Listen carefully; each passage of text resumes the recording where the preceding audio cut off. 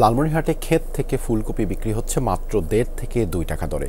কৃষক বলছে উৎপাদন খরচের অর্ধেকও উঠছে না। এতে ক্ষোভ সৃষ্টি হয়েছে জেলার কৃষকদের মাঝে। অনেকে জমিতেই নষ্ট করে ফেলেছেন ফসল। কৃষি অধিদপ্তর বলছে মৌসুমের মাঝামাঝিতে সরবরাহ বাড়লেও চাহিদা বাড়েনি, তাই কমে গেছে দাম।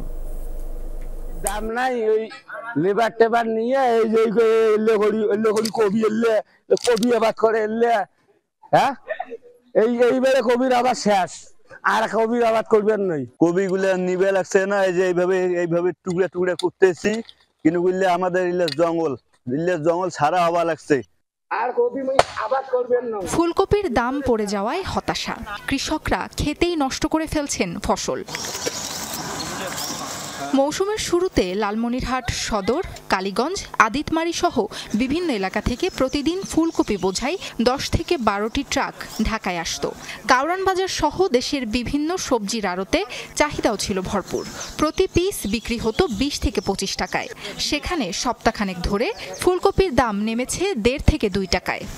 কবি নেওয়াইয়া লোক নাই, কৃষক এবার মাঠে মরে গেল। উত্তরবঙ্গের কবি জমিতেই আমরা ট্রাক দিয়ে টান দিচ্ছি, চাষ করে দিচ্ছি, নষ্ট করে দিচ্ছি, তাছাড়া আর উপায় নাই। ট্রাক ভাড়ায় ওঠে না, ঢাকা নিয়ে গেলে ট্রাক ভাড়ায় ওঠে না। কবি কিনে নিলাম 800 টাকা প্যাকেট, আর সে কবি বর্তমান বিক্রি হচ্ছে 2 টাকা পিস।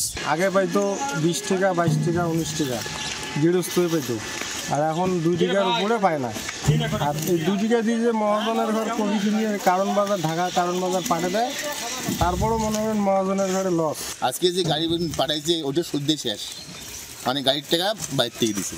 কৃষি অধিদপ্তরের কাছেও এই সমস্যার কোনো সমাধান নেই। এই মৌসুমে কৃষকদের অন্য সবজি আবাদের পরামর্শ দিচ্ছেন কর্মকর্তারা। মাঝামাঝি সময় যখন, অর্থাৎ সিজনে, মানে যখন সবাই করে, তখন কিন্তু বাজারে কি আপনার সাপ্লাইটা বেড়ে যায়। সাপ্লাই বেড়ে গেলেই তো আপনার চাহিদা তো আগে মানে অ্যাজ ইউজুয়াল থাকে, চাহিদা তো হুট করে বাড়ে না। মাঝখানে এই যে 15 টাকা বা 20 টাকার যে গ্যাপটা, এটা কিন্তু ব্যবসায়ীদের হাতে চলে যাচ্ছে। প্রতি পিস ফুলকপি উৎপাদনে কৃষকের খরচ পড়েছে 8 থেকে 10 টাকা। সাবরিনা লিজা, যমুনা নিউজ।